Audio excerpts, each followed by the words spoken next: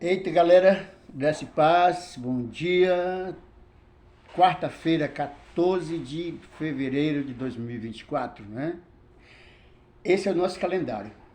Hoje de manhã eu estava orando e refletindo, vendo os últimos acontecimentos, né?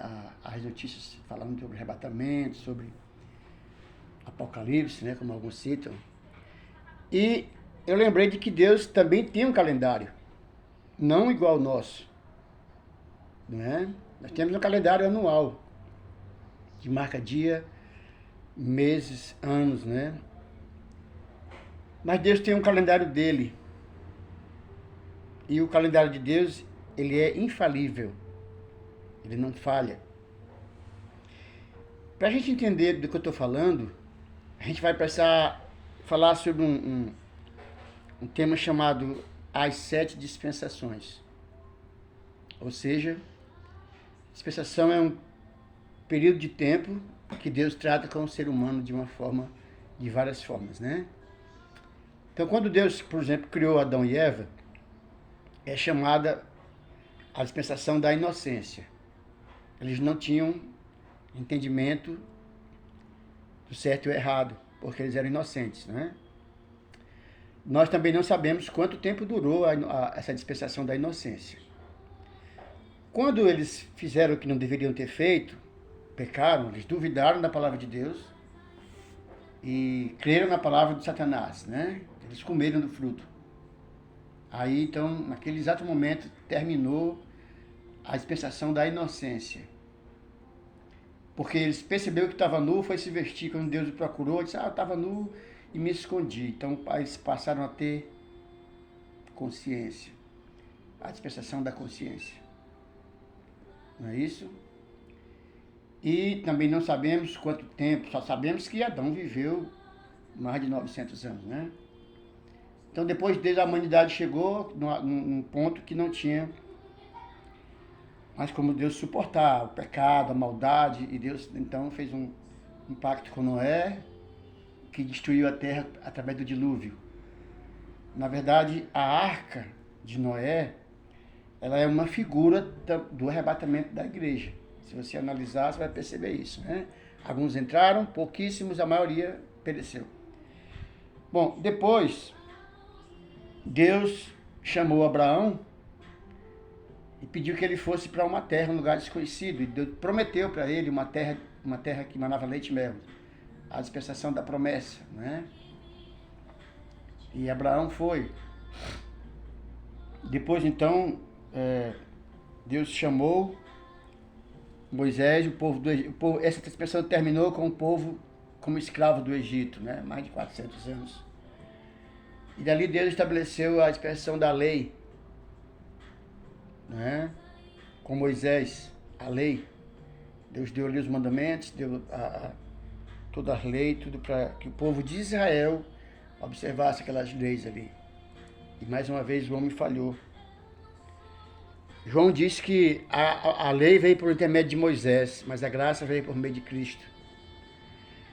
As profecias relacionadas ao nascimento de Cristo, tanto de Isaías como lá de Daniel, tudo isso, todas elas se cumpriram literalmente à risca, sem passar um milímetro de segundo, um milésimo de segundo, né? Então, quando nós estamos hoje, então, quando terminou a graça, quando Cristo veio, iniciou, então, a dispensação da graça. Esse é o tempo que nós vivemos hoje, a dispensação da graça, no período da graça. O que é graça? Um favor imerecido.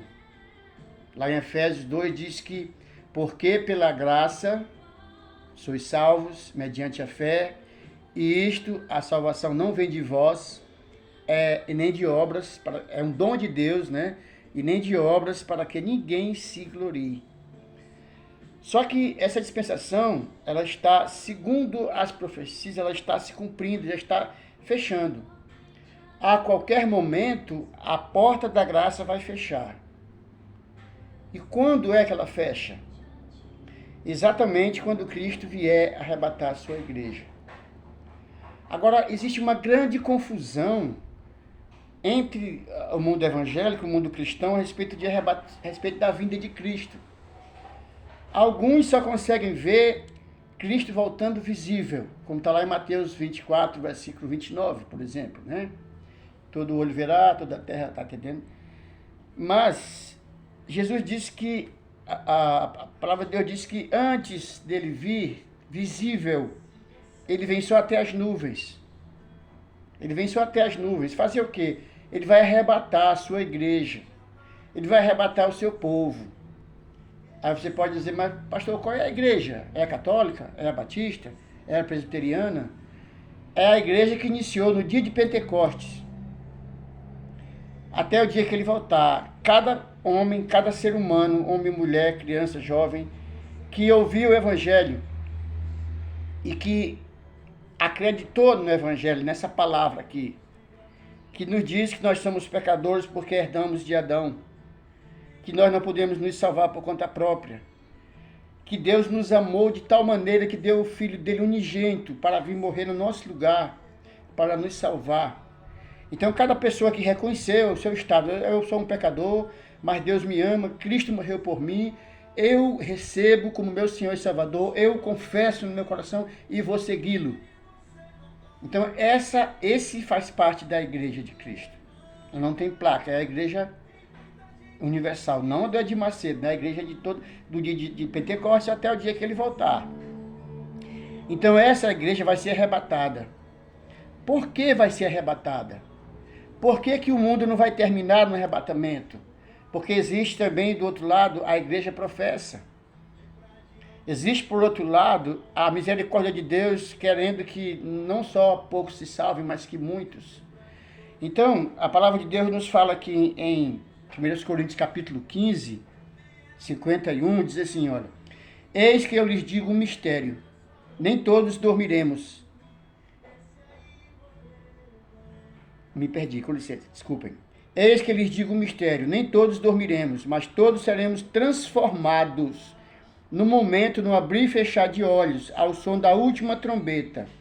Pois a trombeta soará, os mortos ressuscitarão incorruptíveis e nós seremos transformados. 1 Coríntios 15. Eu vou aqui para 1 Tessalonicenses capítulo 4, a partir do versículo 13, diz: irmãos, não queremos que vocês sejam ignorantes quanto aos que dormem, aos que já morreram, aos cristãos que já morreram, para que não se entristeçam como os outros que não têm esperança. Se cremos que Jesus morreu e ressurgiu, cremos também que Deus trará, mediante Jesus e com ele, aqueles que nele dormiram. Dizemos a vocês pela palavra do Senhor que nós, os que estivermos vivos, os que ficarmos até a vinda do Senhor, certamente não precederemos os que dormem. Pois, dada a ordem, com a voz do arcanjo e o ressoar da trombeta de Deus, o próprio Senhor descerá dos céus, e os mortos em Cristo ressuscitarão primeiro. Depois nós, os que estivermos vivos, seremos arrebatados com ele nas nuvens, para o encontro com o Senhor nos ares. E assim estaremos com o Senhor para sempre. Consolai-vos, pois, uns aos outros com essas palavras. Então, isso aqui está falando do arrebatamento. Agora, a grande questão é, desculpem, alguns questionam, não, a igreja vai passar pela tribulação. A igreja vai ser arrebatada no meio da tribulação. Mas a palavra de Deus não diz isso. Né? A palavra de Deus não diz isso. Diz que, por exemplo, Apocalipse 3:10, Cristo diz o seguinte: visto que você guardou a minha palavra de exortação, a perseverança, eu também o guardarei da hora da provação que está por vir sobre o mundo, para pôr à prova os que habitam na terra. Olha só. Ainda 1 Tessalonicenses capítulo 5, versículo 9. Porque Deus não nos destinou para a ira, mas para recebermos a salvação por meio de nosso Senhor Jesus Cristo. Deus não nos destinou para a ira. Então, não, com certeza, o arrebatamento vai ser, no calendário de Deus, o próximo evento é o arrebatamento da igreja. A igreja verdadeira vai ser arrebatada. A igreja professa vai ficar. Só que Deus, através da tribulação, que vão durar 7 anos, né? vai salvar milhares e milhares de pessoas. A gente vai ver isso no próximo vídeo, tá certo? A gente vai ver no próximo vídeo a volta de Cristo, quando ele vai realmente voltar com a igreja. Por isso que a igreja não pode passar pela tribulação, porque Cristo vai voltar com a igreja. No arrebatamento disso nós vamos estar para sempre com ele. Então em Mateus 24, que é um capítulo que muitas pessoas se confundem, aquele que perseverar até o fim será salvo. Aquele capítulo está falando da tribulação. Cristo estava falando para os judeus. Ali não havia igreja, a igreja não tinha sido inaugurada ainda. Ele estava conversando com os discípulos dele a respeito da construção do templo, a respeito da destruição, tudo aquilo, da volta dele. Então, o que eu posso dizer é que o próximo evento do calendário de Deus é o arrebatamento. Quando vai ser, pastor, não posso dizer. Jesus disse que nem os anjos sabem. Né? Hoje ele sabe porque ele está com o Pai, mas na época nem ele sabia, porque ele estava como um homem ali. Mas hoje ele sabe. Então, vai ser a qualquer momento. Pedro diz numa das suas epístolas: não retarda o Senhor a sua vinda, como alguns a julgam demorada. Pelo contrário, ele é longânimo, não querendo que todos se percam, mas que muitos cheguem ao arrependimento para a salvação. Tá bom, meus queridos? Pense nessa palavra, estude, pesquise. Peça ao Espírito Santo que lhe dê discernimento e se prepare, né? Prepare no sentido de estar preocupado com os seus familiares, com os seus parentes, aqueles que não conhecem a palavra.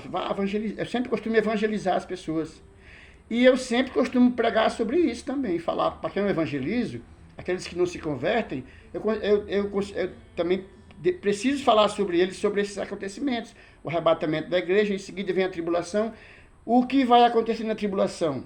Né? O que a pessoa pode fazer? Ainda vai ter salvação na tribulação? Sim. A Bíblia fala em Apocalipse 7 que milhares vão ser salvos, milhares de pessoas. Só que de uma forma diferente. Hoje nós somos salvos pela graça. Né? Mas a porta da graça vai se fechar exatamente na hora do arrebatamento. Então os que ficarem ainda vão ter uma oportunidade. Mas a ferro e fogo. Que o Senhor nos abençoe. Que o Espírito Santo de Deus ilumine o seu coração. Abra o seu coração. Que Ele dê clareza. Abra seus olhos espirituais para que você possa enxergar essa verdade em sua vida. Amém? Deus nos abençoe. Até a próxima.